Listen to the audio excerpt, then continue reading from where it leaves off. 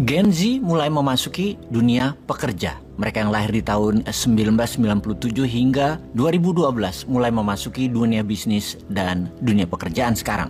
Ada 3 huruf yang membuat generasi di atas mereka geleng-geleng dan hanya bisa komentar, anak zaman sekarang, atau dalam bahasa Inggrisnya, kids this day. Perilaku setiap generasi memang berbeda karena mereka tumbuh dari apa dan bersama apa. Milenial, mereka adalah yang lahir di tahun 1981 hingga 1996.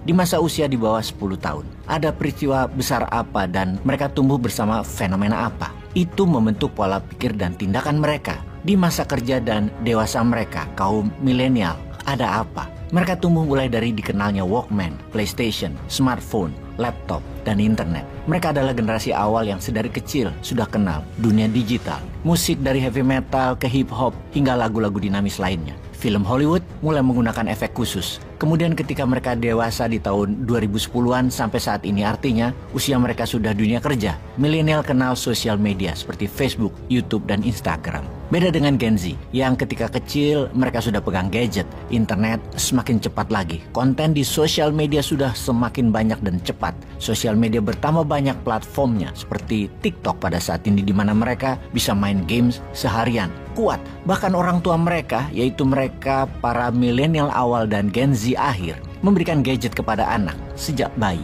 Kita fokus ke Gen Z sekarang. Mereka tumbuh dengan gadget sehingga banyak hal yang mereka terbiasa dan tidak terbiasa jika dibandingkan dengan generasi di atas mereka. Gen Z bekerja lebih kasual. Separuh kaki mereka berada di luar kantor. Mereka tidak suka meeting. Mereka tidak pakai email. Mereka bekerja efektif di malam hari. Lebih nyala kerja di malam hari. Komentar para generasi di atas mereka terhadap anak zaman sekarang adalah mereka banyak nuntut namun mereka kerjanya dan kontribusinya sedikit. Karena belum sudah minta healing. Itu komennya, seakan dunia kerja adalah menyiksa mereka, tapi mereka perlu duit. Gen Z tidak sopan kepada yang lebih tua, itu menurut generasi di atasnya.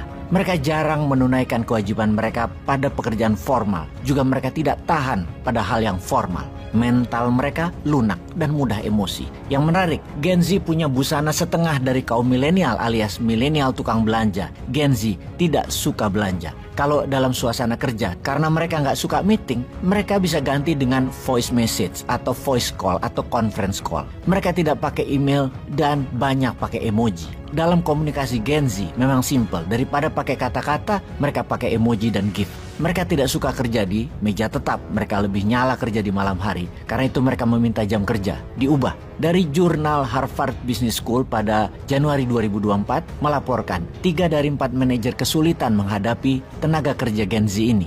Mental mereka seperti jalan di atas kerak telur, gampang pecah. Satu argumen saja terjadi, mereka keluar pintu, berhenti bekerja. Tidak ada kata loyalty pada pekerjaan bagi Gen Z. Mereka kutu loncat atau job hopping. Kerja mana yang suka saja, nggak mau ada tekanan.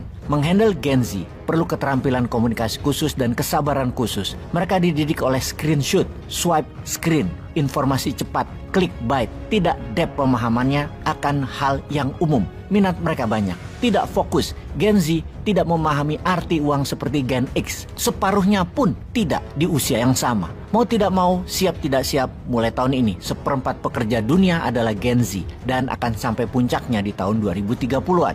Gen Z perilakunya akan merubah kebijakan publik, akan merubah cara berbusana, akan merubah cara belanja, akan merubah produk dan kebutuhan, akan merubah dunia kuliner, dunia hiburan. Gen Z dipastikan merubah cara perusahaan berbisnis, apalagi di tahun 2030 ke atas, di mana CEO dan managers adalah para Gen Z, di mana dipastikan mereka akan menghilangkan 40% jenis pekerjaan yang sekarang ini ada yang tidak fit dengan mereka. Bagi pebisnis, jangan coba melawan atau mengabaikan Gen Z. Yang kita harus lakukan adalah menyesuaikan zaman. Ubah persepsi kita sesuai dengan mereka, yaitu para Gen Z. Mulai atur keseimbangan antara kelemahan Gen Z dengan kefleksibelan mereka agar menjadi produktivitas usaha kita. Kita bukan mengubah arah, tetapi kita mengubah layar.